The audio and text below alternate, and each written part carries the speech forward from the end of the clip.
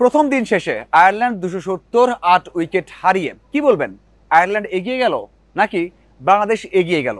Press কনফারেন্সে বাংলাদেশের হাসান মাহমুদ বললেন যে বাংলাদেশ দল চালকের আসনে আছে, বাংলাদেশ দল এখন পর্যন্ত ম্যাচে এগিয়ে আছে। অন্যদিকে যিনি এসেছিলেন আয়ারল্যান্ডের প্রতিনিধি, ব্যাটিং কোচ ও উইকেট কিপিং কোচ, তিনি বললেন যে এখন পর্যন্ত কে এগিয়ে আছে বলা যাবে না, দ্বিতীয় দিনের শুরুতে বোঝা যাবে যে কারা এগিয়ে যাচ্ছে বা এগিয়ে আছে।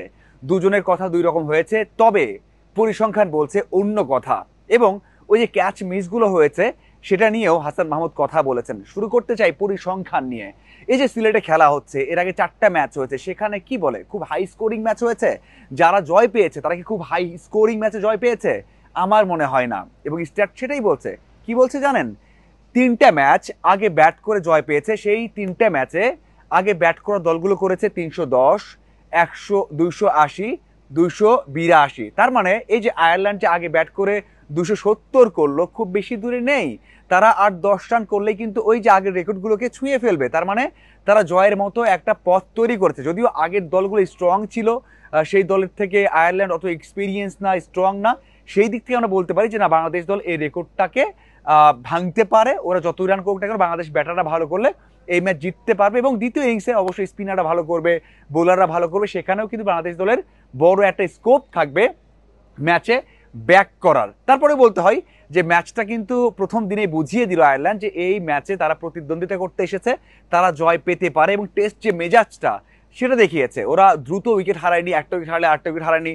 তারা চেষ্টা করেছে একটা পার্টনারশিপ করার। প্রথম উইকেট হারিয়েছে, পরে একটা 96 রানের পার্টনারশিপ হয়েছে, পরে উইকেট হারিয়েছে, পরে আরো একটা 53 রানের পার্টনারশিপ হয়েছে, পরে উইকেট হারিয়েছে, পরে একটা পার্টনারশিপ করেছে, পরে দ্রুত 2 থেকে 3টা উইকেট তারা হারিয়েছে। কিন্তু তারা কিন্তু দিন শেষে একটা ভালো অবস্থায় আছে, এটা বলা যেতেই পারে। ওই যে দিন শেষে আক্ষেপটা হচ্ছে ক্যাচ মিসের। 5টা ক্যাচ মিস হয়েছে একদিনে।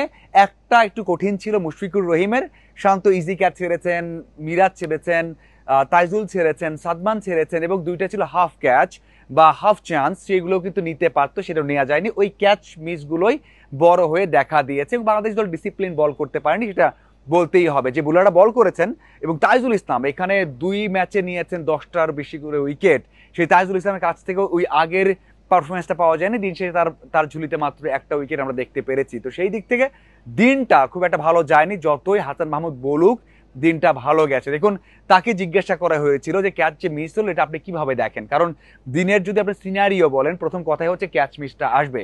সেটা বলেছেন যে অবশ্যই ক্যাচ মিসটা ভালো নয়, আমরা ভালো করতে পারতাম, তবে এটা একটা ম্যাচের অংশ, এটাকে আপনি বড়ভাবে দায় দিতে পারবেন না।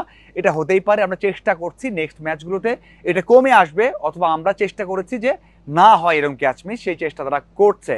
এক কথায় দিন শেষে, এই যে প্রথম দিন শেষে যেটা বাংলাদেশ দল আশা করেছিল যে এই ম্যাচে বাংলাদেশ দল ভালোভাবে শুরু থেকে ডমিনেট করবে, সেটা করতে পারেনি। আরেকটা বিষয় হচ্ছে টস ফ্যাক্টরটা খুবই ইম্পর্টেন্ট ছিল, যে টস করে আগে ব্যাট করবে, তারপর বড় একটা টোটাল করে ম্যাচ জিতে যাবে, সেই কাজটা বাংলাদেশ দল করতে পারেনি। টসের উপর কারো হাত নেই, বাংলাদেশ দলেরও নেই, অথবা শান্তরও নেই।